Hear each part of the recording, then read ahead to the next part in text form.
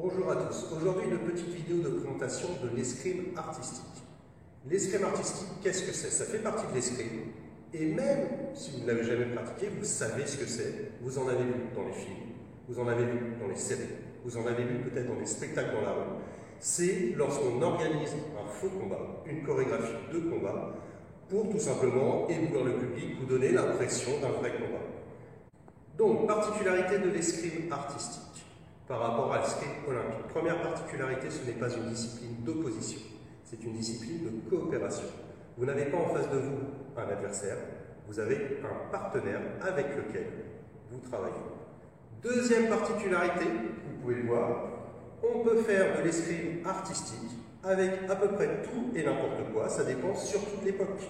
Si je suis ici, au Moyen-Âge, je prends une épée médiévale que je peux tenir à une main, que je peux tenir à deux mains, pour attaquer, pour me défendre, etc.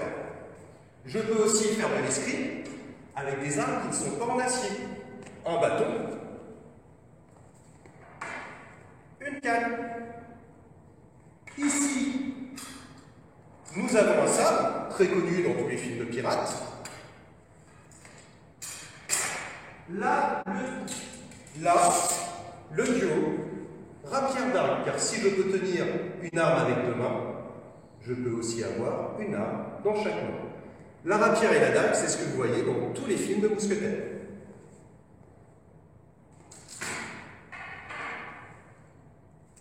Très connu maintenant, les sabres laser, taille adulte, taille enfant. Ou taille Golgoth, si je veux faire mal. Et enfin, comme c'est de la chorégraphie, on peut aussi utiliser des choses un peu plus exotiques comme un ballet, des pics à brochettes, des instruments de musique, enfin bref, essayez.